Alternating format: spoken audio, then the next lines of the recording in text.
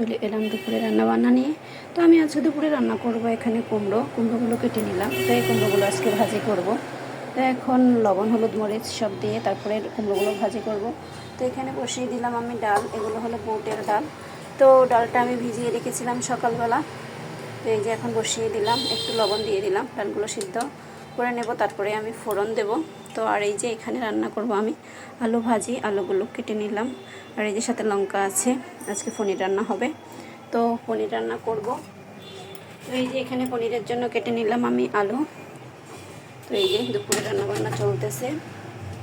তো তোমাদের ওদিকে গরম কীরকম পড়তেছে অবশ্যই সবাই জানিয়ে যাবে কমেন্ট বক্সে। আমাদের এদিকে তো প্রচণ্ড গরম, তো অন্য দিনের তুলনায় কমে পড়তেছে। যাই হোক, এখন আমি লবণ হলুদ মরিচ দিয়ে দিচ্ছি এক এক করে।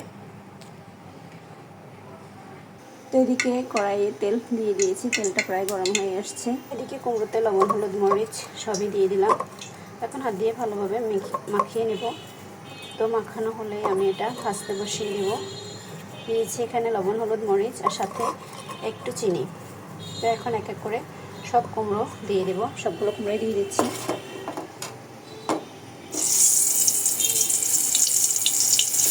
আমার থেকে আসলে এরকম কুমড়ো ভাজিতে বেশি ভালো লাগে। তো আর আসলে কুমড়োটা অনেকভাবেই খাওয়া যায়, আর কুমড়ো কিন্তু শরীরের জন্য অনেক উপকারী। আসলে সবজি বলতেই উপকারী, কিন্তু বাচ্চাদের জন্য তেমন একটা সবজি খাওয়া হয় না। তো ওই বাটিতে আমি নিয়ে নিচ্ছি আলুগুলো, আগে থেকে কেটে রাখা আলু। এই আলুগুলোও আমি ভাজি করব একই সাথে। তো এখানে আমি আরেকটু লবণ হলুদ মরিচ দিয়ে দেবো, তারপরে আবারও ভালোভাবে হাত দিয়ে মেখে কিছুক্ষণ রেখে দেব। তো কুমড়োগুলো ভাজি হলে আমি আলুগুলোও ভেজে নেব এইভাবেই। তো এখানে আমি এখন 3টা কাঁচা লঙ্কা দিয়ে দিচ্ছি ডালে। আর এই কাঁচা লঙ্কাগুলো রেখেছি আমি পনিরের জন্য। তো এখন আমি কুমড়োটা ঢাকা দিয়ে সিদ্ধ করে নেব। ঢাকা না দিলে আসলে ভালোভাবে সিদ্ধ হবে না। তো ঢাকা দিয়ে আমি কুমড়োটা ভেজে নিচ্ছি। তো কুমড়ো ভাজি হয়ে গেলেই আমি আলুটা ভেজে নেব। এখন ডালে ফোড়ন দেব। এই যে এখানে সব কিছুই দিয়ে দিলাম। আর এই যে নারকেল ভেজে নিলাম আমি, নারকেল আদা বাটা। তো ভেজে 5 ফোড়ন দিয়ে এখন আমি দিয়ে দিচ্ছি,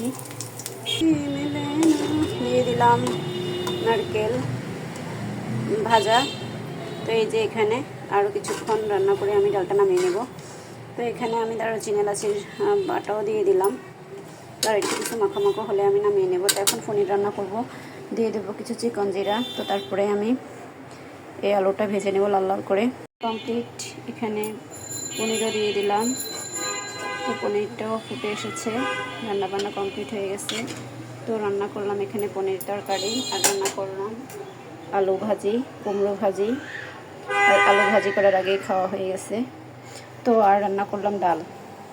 তো সবাইকে জানাচ্ছি দুপুরের শুভেচ্ছা। Thank you for watching everyone. ভিডিওটি ভালো লাগলে লাইক কমেন্ট শেয়ার করে পাশে থেকেও পরবর্তী ভিডিওটি দেখার জন্য।